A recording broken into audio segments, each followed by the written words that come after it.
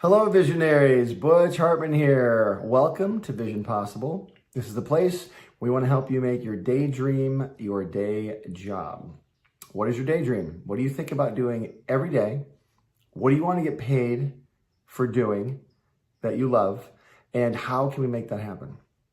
All these questions and more can be answered by watching and learning from Vision Possible. I'm so glad you're here today.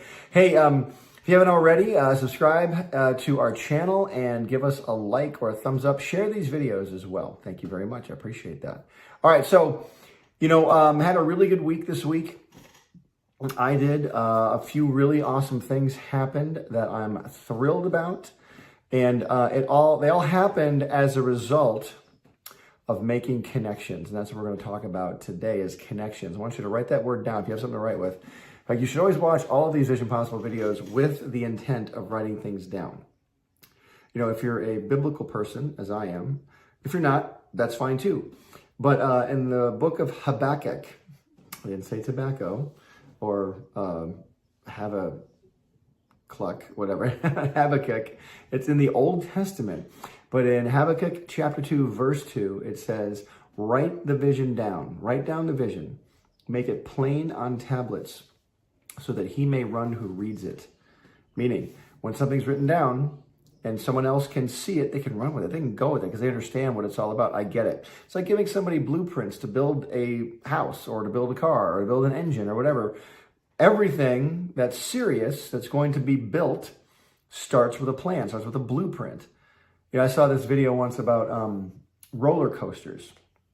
A guy who his entire life, he just loved designing roller coasters, and that's what he does. And so he designs these huge, massive roller coasters. And how does he do that? He starts off with a piece of wire. He goes, I start off with a piece of wire. He's got this wire, and it's really bendable. He starts bending it into shapes, like loops and corkscrews and swirlies and things. And he starts with bending it around and looking at it. Then he likes that. Then he makes a drawing of it, or has his team make a drawing of it, the shape that he likes. And finally, after the process is complete, there's a full-on series of blueprints as to what the roller coaster looks like. And this can be applied to anything, a building, like I said, a car, engine, whatever, boat, whatever it's going to be. But your vision needs to be written down as well. There needs to be a game plan for what you want to do. And listen, you might be watching these videos going, well, I don't really have a game plan. And that's fine too. That's fine if you don't have a game plan right now. But if you're a serious visionary and you want things to come to pass, you need a game plan. And I don't care who you are. I don't care what family you're in. Well, I guess some families, they can just give you money and things can happen. But even in situations like that, where someone inherits a lot of money or they have a family that can help them, they have a famous name, their name is, some famous last name, and they can get things quicker and easier. If the vision isn't strong, if it isn't clear, a lot of times it'll still fail no matter how much money is behind it. There's been all kinds of ventures lately in the tech world. I can think of a few entertainment platforms that started off with tons of press and tons of, great fanfare. And then 6-7 months later, they were gone. And they had billions of dollars behind them, and they were gone because there was no game plan. In fact, even after the things failed and people started, wondering what happened, how could these famous people who were behind this, how could they fail? And the first thing that was written in the articles that I read said there was no game plan. We just kind of started hoping a game plan would show up. And that is obviously not something anybody should do. So we're here to try and avoid that for you. But write down the word connections. And why are connections important? Well, connections are important because without them, you're not going to get anything done. You will not get a thing done because you need to know somebody who knows somebody who can help you do something. Even the stuff you're working on now, if you're just starting out as a visionary, you by yourself with 1 or 2 friends around you, maybe some family members, you have connections, you have your family. You know these people in your family, your immediate circle, maybe somebody you went to school with, or somebody you grew up with, you know these people, right? You have that connection. But when you want to rise to a different level, how do you go about getting those connections? How do you go from, let's just look at a step ladder or a ladder. How do you go from the bottom rung to the top rung? How do you get to that rung up there? All those people that run, these people that run the show or have these big, giant executive jobs, like the head of Disney or the head of 20th Century Fox or the head of IBM or the head of IBM. I should name something more modern. Well, IBM's pretty serious though. Someone like, the head of Microsoft or the head of Apple, how did they get there? Yes, they're smart. A lot of smart people though. How did this smart person get to the top of where they wanted to be? The answer is they had connections. They knew somebody. And once that connection was established, they were able to utilize that connection to forward them to the position they wanted to get to. So what are your connections right now? Now that you've written the word connections on your paper, I want you to write down, any connection you feel that you have in your life right now, people that you know right now. And by connections, I mean people. They're always going to be a person. So connections equals people. So who are the people you know right now that can help you move your vision forward? If you want to start an ice cream store, don't write down the football coach unless the football coach knows how to start an ice cream store or knows somebody who knows somebody. You know what I'm talking about? You know what I mean. You want to write down people that can help you. If you want to be in animation, for example, I know people that know me and they want to do things in animation. So a lot of times they'll call me and ask me if I can help them. And 9 times out of 10, I can. Usually that 10th time they ask me to help, they're asking me to do something, they're asking me to get them to a place I've never been to before. Like, hey, do you know the head of Fox or whatever? I go, no, I don't. Well, I thought you could help me. I was like, well, I don't know that person. I can't help you with that. I had someone recently, they were pitching a show to Netflix and they said, hey, can you get us a meeting with the head of Netflix? And I said, no, I don't know that person. I don't know how. I don't know that person at all. And they were like kind of bummed. Like, I thought you knew everybody. It's like, well, I know a lot of people. I just don't know that particular person, nor do I even know the person's assistant. And quite honestly, this individual that was asking me this, I didn't feel was ready for a meeting with the head of anything.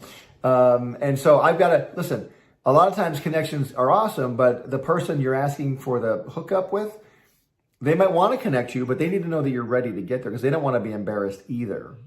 A lot of you out there want to do, like a high level project, which is amazing and you can do it, but start off with some smaller level projects first because that is the training you need to get to the big project. By the time they hand you the check for directing the feature film, I guarantee you, all these big feature film directors directed super small projects when they were kids. They went to film school. They were directing TV episodes you never saw in your life. And then finally, something came up.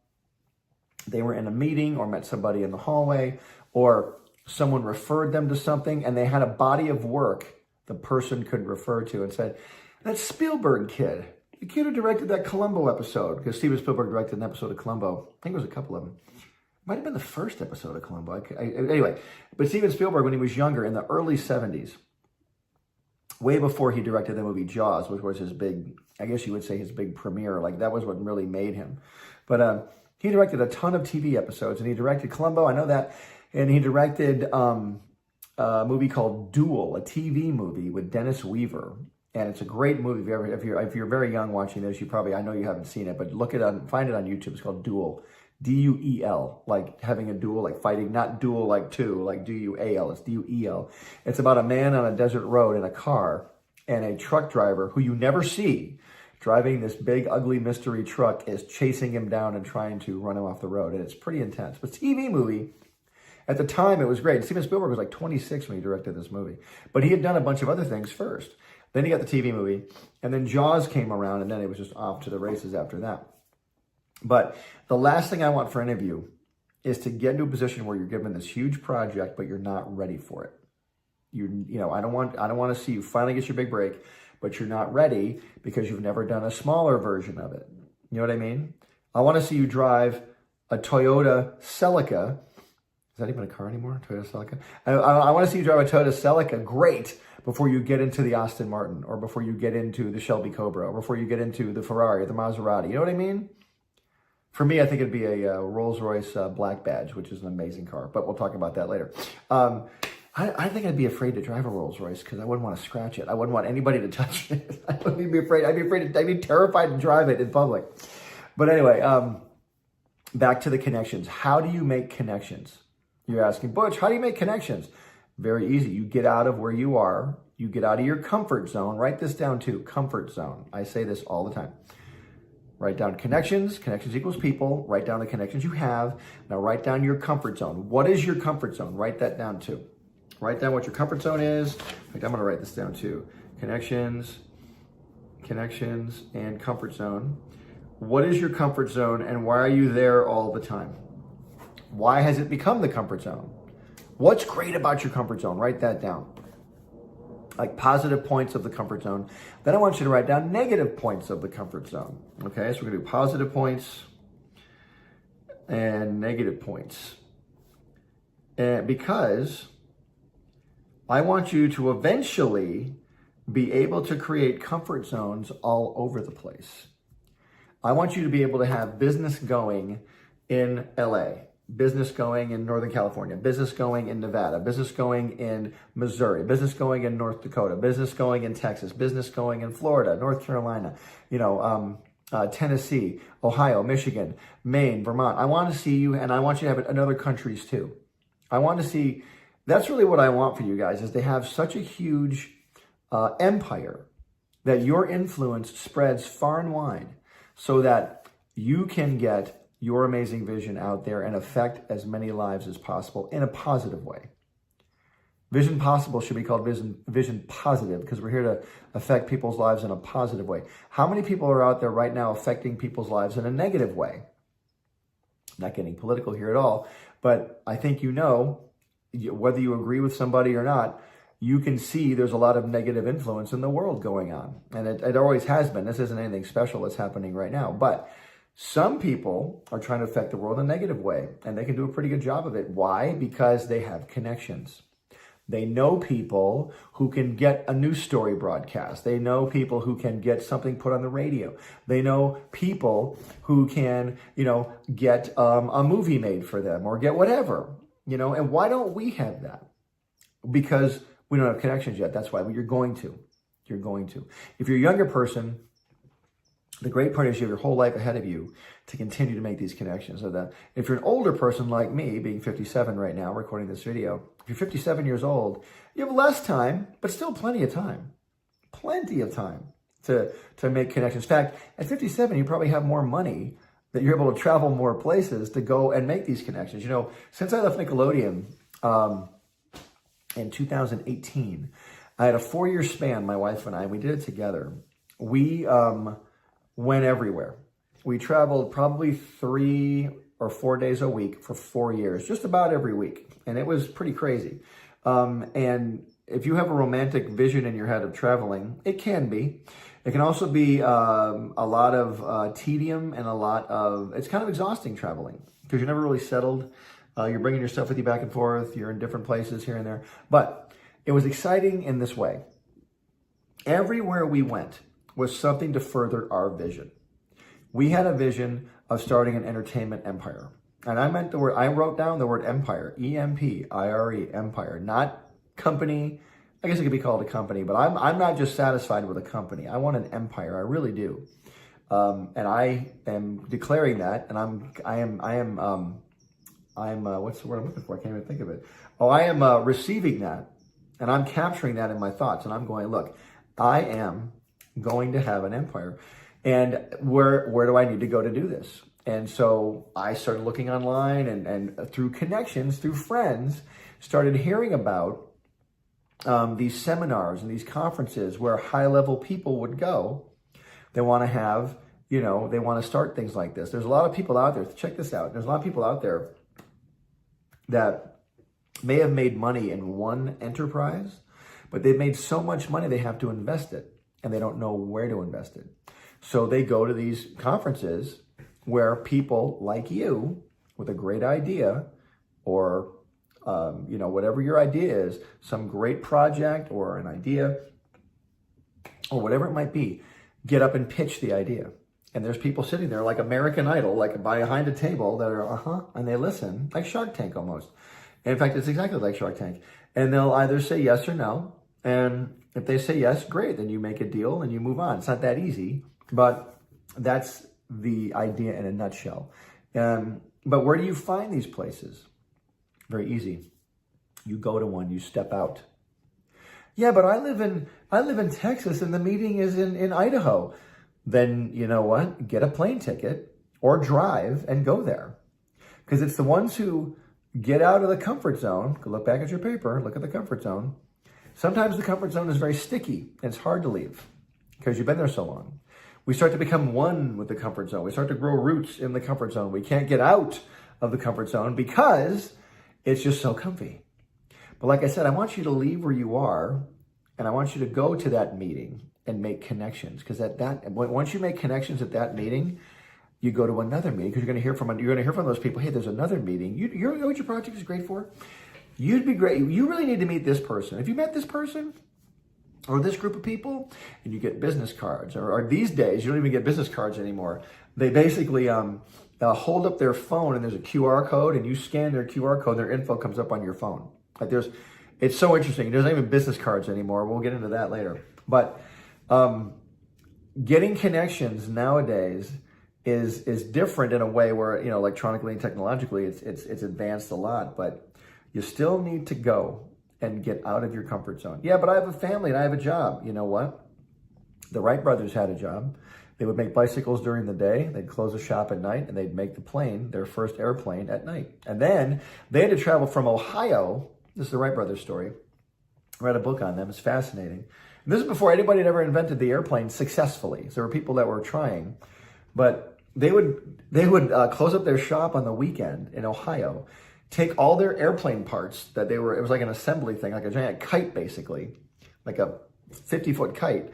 And they would take all those pieces and all those parts and they'd pack it up and they'd get on a train and go from Ohio to Kitty Hawk, North Carolina, or South Carolina. I'm probably getting that wrong.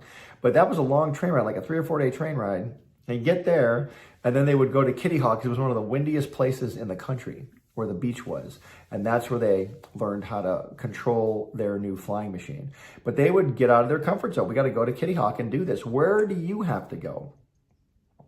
Are you someone who's got a tech idea and you live, let's say, in like Georgia? Do you have to go to Silicon Valley? Maybe you do. How are you going to do that? My wife and I had a meeting once, recently too. I'd say, well, within the last 4 years, but that's pretty recent. We had a meeting we went to this one meeting, met a guy.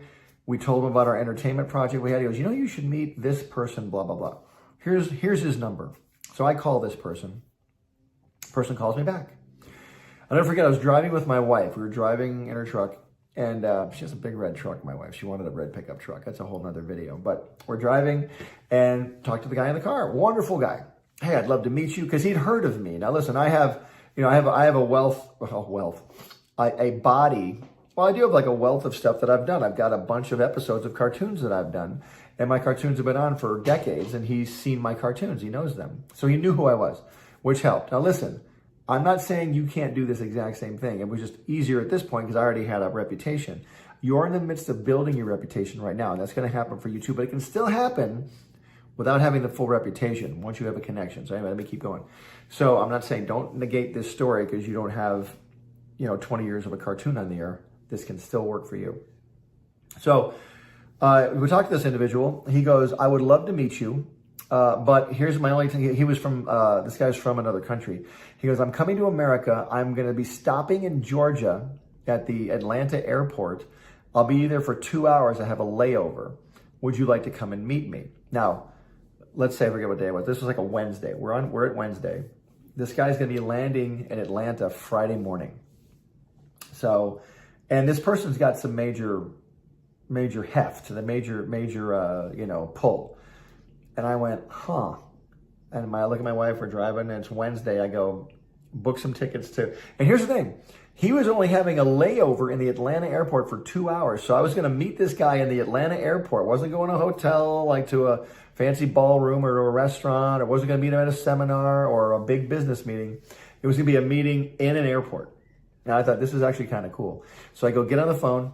Let's book some tickets to Atlanta. And we did. And we booked a couple tickets. We left Thursday because he was going to be there Friday. And we actually had friends in Atlanta, believe it or not. So we told him, hey, we're coming in for one night. We met our friends for dinner in Atlanta, flew across the country. And you're going, well, those tickets must have been expensive. They really weren't.